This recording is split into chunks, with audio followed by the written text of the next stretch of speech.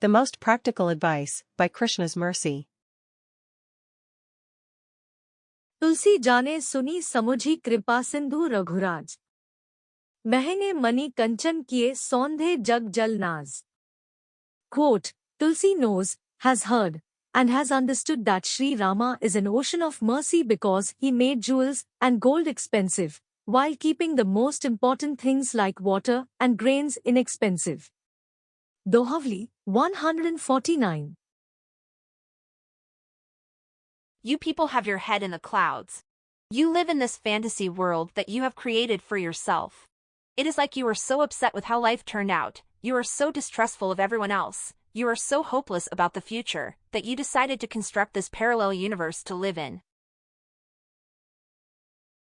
You are the good ones, you see. You are on the right track. You are protected. You are with God. The outsiders are out of luck. Since they do not join with you, since they are not members of your group, they are relegated to the track of constant suffering, defeat, torture, and misery. You know what gives the game away? You know how I can call your bluff? You expose yourself with the utter lack of practicality to your teachings. Everything is about body and spirit. The soul, the factor of time, the changing body, the Lord of the universe, the consequences to action, the different modes of nature, and so forth. I will admit that the theory is wonderful. You could immerse yourself in that study for an entire lifetime. Anytime something bad happens, you can find a verse from Shastra to give the root cause for the event. The same with anything good that occurs. But you offer no practical advice. You cannot help anyone in their day-to-day affairs. For people living in the real world, how is Shastra supposed to help them? What is some dusty old book sitting on the shelf going to do for me? What is poetry in an ancient language like Sanskrit going to teach me that will translate to some meaningful benefit? People are looking for results, and all you provide is an escape. If the accusation is that the Vedic tradition is full of the highest philosophy which can be expounded upon, compared and contrasted, and studied at length, then the plea on the other side is guilty. The person wise to the tradition will readily admit to being impressed, blown away, and awestruck at the profoundness to works like Bhagavad-gita, Ramayana, and the many Puranas. At the same time, the claim that there is no practical advice is simply not true. The aftermath of the Bhagavad-gita conversation was a bow warrior participating fiercely in battle, with the intention of winning. The Ramayana history features one difficult decision after another. One person following their brother into renunciation, another person giving up a kingdom for their brother, another person cheating to have their brother killed, and another person joining a rival party to eventually kill their brother in a military conflict. Someone like Sri Hanuman has to think on the spot, such as when transforming to the size of a cat or deciding to carry an entire mountain with him for the purpose of delivering medical treatment. Surya chastan gate ratro deham sankshipya marutiya. Prishtan shakmatra san babhuvad buddharshana. Quote, at night, on the sun having set, Maruti, Hanuman, contracted his body, becoming the size of a cat. He was a wonderful sight to behold. Valmiki Ramayana, Sundara Kand, 2.49. A single verse from the Dohavali of Goswami Tulsidas provides the most practical advice. It is a conclusion any person can reach on their own, but Tulsidas makes sure to give proper credit. He will not remove the source from the picture.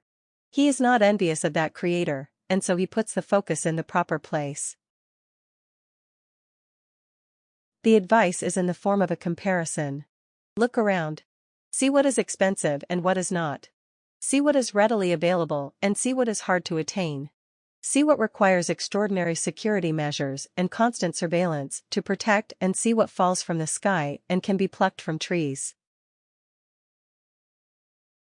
Tulsidas substantiates the decision for worship of Shri Rama after hearing from others, knowing from personal interaction, and understanding through practical realization that the Supreme Lord is an ocean of mercy, Kripa Sindhu.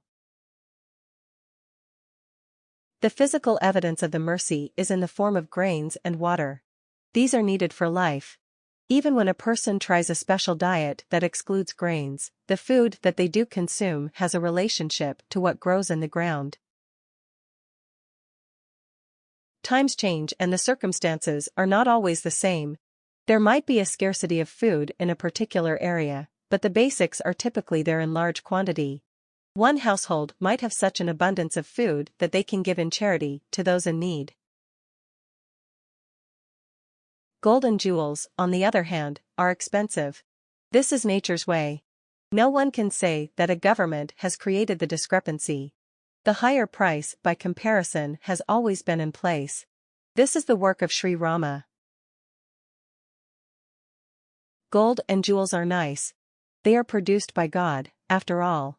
It is just that they are not needed to continue life. We can go without. The human life is meant for tapasya. This is the verdict of Shastra and the saintly people who live up to the standards. From this one couplet a person can remember and appreciate Shri Rama for an entire lifetime. Any time that they have a drink of water. When they are eating flatbread, corn, rice, or pasta. When they do something basic and necessary like eating or drinking, they can thank the Supreme Lord for the availability, and appreciate how through such abundance we can begin to understand the meaning of unlimited. In closing, practical advice giving. Through discrepancies in living. Where gold and jewels of higher price. Whereas simple food and water to suffice. The mercy of Rama demonstrating. How the situation creating. Priorities then properly to place. To appreciate his kindness and grace.